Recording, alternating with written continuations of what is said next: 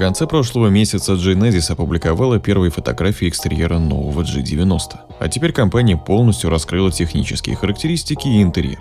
Для флагмана будет доступна система амортизации, оригинальные варианты отделки, новый двигатель, предиктивная пневмоподвеска и полноуправляемые шасси.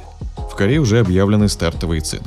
Стандартный Genesis G90 стоит от 89 миллионов 570 тысяч вон, около 5 миллионов 562 тысяч рублей, а лимузин обойдется от 165 миллионов 570 тысяч вон, приблизительно 10 миллионов 282 тысячи рублей. Про внешность новинки я уже рассказывал в прошлом видео, но напомню, что многие дизайнерские решения роскошный седан позаимствовал у концепта Genesis Concept X, представленный в марте этого года. Так же, как и остальные последние модели Genesis, новый седан обрел двухполосную диодную головную оптику, при этом сами линии стали тоньше. Вдобавок, повторители поворотников на передних крыльях тоже выполнены в виде полосок, как у концепта. Капот объединен с крыльями для уменьшения числа зазоров, дверные ручки сделаны выдвижными. Сохранилась и пятиугольная радиаторная решетка с объемным наполнением. Ближний свет в фарах Two-Line выполнен по технологии массива микролинз, поэтому компании удалось уменьшить размеры полосок, сделав оптику самой тонкой в модельном ряду. Сзади все функциональные элементы, парктроники, площадка под номер и фонари перенесены ниже, чтобы не нарушать чистоту облика. Кузовная палитра седана насчитывает 12 цветов, а салона 5. Вместе со стандартным седаном представлен удлиненный лимузин. Он лишился глухой центральной вставки. У лимузина теперь растянуты задние двери. Кроме того, удлиненные модели больше хромированного декора снаружи. Плюс этому исполнению положены 20-дюймовые колеса особого дизайна. Длина обычного седана увеличилась на 70 мм, до 5275 мм. Ширина увеличена на 15 мм до 1930 мм, а высота потеряла 5 мм, 1490 мм. Колесная база при этом выросла на 20 мм, 3180 мм. Лимузин же нового поколения стал компактнее предыдущего. Длина уменьшена на 30 мм, 5465 мм, а расстояние между осями на 80 мм, до 3370 мм. Салон у седана полностью новый. В отделке интерьера G90 использовано стекло, алюминий и кожа. Деревянные вставки в угоду экологии сделаны с использованием переработанной макулатуры. Виртуальной приборкой тачскрин мультимедиа-системы все так же объединены, но при этом их разделяет декоративная вставка, растянувшаяся почти на всю переднюю панель. Дефлекторы обдува спрятали в одну линию, блок управления климатом сделали сенсорным. Шайбы трансмиссии мультимедийной системы на центральной консоли различаются визуально и тактильно, причем селектор коробки вибрирует при включении задней передачи.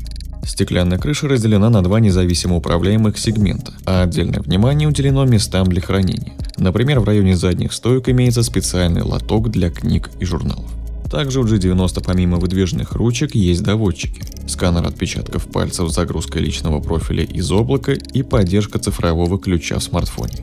Для правильной работы электронных помощников в руль впервые встроен датчик хвата.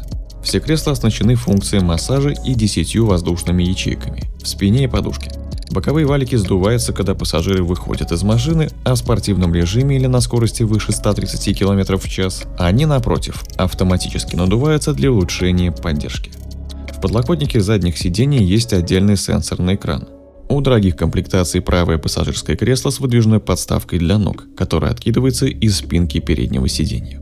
С дисплея в задней консоли можно управлять климат-контролем, освещением и солнцезащитными шторками. Два задних экрана диагональю 10,2 дюйма оборудованы электрическим приводом и меняют угол наклона в зависимости от положения соответствующего сиденья. Каждый может работать независимо и передавать свой звук на Bluetooth наушники пассажира. Среди особенностей модели можно отметить автоматическое закрывание дверей. Оно активируется несколькими кнопками – на дверях, консоли, подлокотнике второго ряда или при нажатии на педаль тормоза после посадки. Еще в машине имеется аудиосистема объемного звучания Bang & Olufsen с 23 динамиками, выдвижные твиттеры Acoustic Lens Technology и динамики в подголовнике водителя, выдающие предупреждения, неслышимые пассажирам. Система Mood Curator позволяет быстро менять настройку звука, окружающей подсветки, массажа, занавесок и распылителя ароматов, обладающего двумя сменными картриджами. Автопилот, навигация, проекционный дисплей, цифровой кокпит, управление подвеской, тормоза и другие электронные системы обновляются по воздуху. На рынок Genesis G90 выйдет в двух версиях – стандартный и удлиненный. Обычному седану полагается турбомотор 3,5 литра TGDI мощностью 380 лошадиных сил и 530 ньютон-метров крутящего момента. Он работает в паре с 8-диапазонным автоматом. Привод задний или полный. Длиннобазная четырехдверка оснащается этим же двигателем, но дополнена 48-вольтовым электрическим нагнетателем ESC. Привод исключительно полный. Но отдачу такого варианта пока не озвучили. Адаптивная подвеска Preview ECS подстраивается под дорожные условия, используя данные фронтальной камеры и навигатора. Она приподнимает кузов на 10 или 25 мм, если впереди есть неровности, причем за 100 метров до того, как она окажется на таком участке дороги. А при движении по крутому склону будет приподнята только передняя ось. Подвеска Preview ECS есть и там, но на удлиненном G90 она дополнена многокамерной пневмоподвеской с автоматической регулировкой дорожного просвета и подруливающей задней осью. На низких скоростях колеса смогут поворачиваться на угол до 4 градусов, а на высоких на 2 градуса. На родине заказы на G90 начнут принимать 17 декабря. До других стран новинка доберется в следующем году. Главными конкурентами модели считаются Audi A8, BMW 7 серии и Mercedes-Benz S-класса. Как вы считаете, с такими новшествами корейский флагман составит достойную конкуренцию немецкому премиуму? Поделитесь своим мнением в комментариях.